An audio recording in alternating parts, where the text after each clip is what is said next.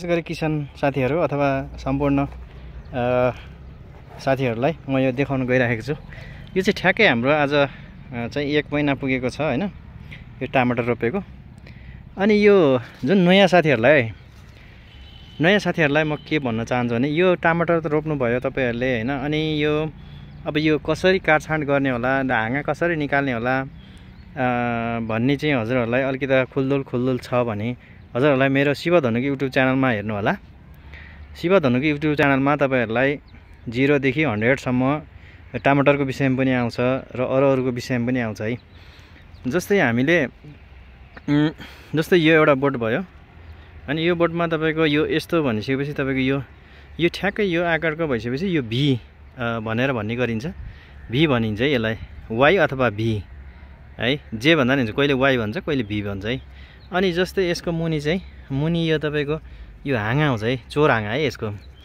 यो तपाईको मुनि चोर हाँगादेखि लिएर फेददेखि लिएर हैन, जस्तै अब फेददेखि लिएर जस्तै यो फेदको हाँगा, यो हाँगालाई चाहिँ यसरेर निकालिन्छ है, यो निकालिन्छ। अनि जस्तै यो पनि निकालिन्छ हैन। अनि यो तपाईको 1 महिना लगभग भइसकेपछि हाँगा निकाल्दिने। 1 महिना भन्दा अगाडि निकाल्यो भने यसमा हुँदैन है, कोही यति सानो हुन्छ। यस्तो गरी च्याप्नी भइसकेपछि हाँगा निकाल्दिनु होला है।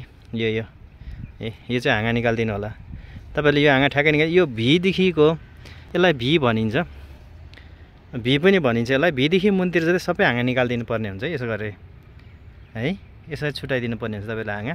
र भीबाट चाहिँ अब यो भी दुईटा हाँगा आयो। अब यो हाम्रो 30 को छ भने तपाईको दुईटा मात्र, यो दुईटा मात्र लाने हो हैन।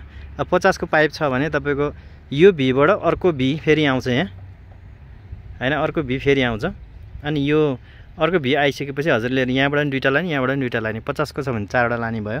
अनि यो चाहिँ हामीले जस्तै यो भीबाट चाहिँ फुल यसरी फिल्छ हैन, फुलेपछि भी हुन्छ। यो यसको मुनतिर सरर हेर्दै जाँदाखेरि हाँगा मसिनो छ यो हैन।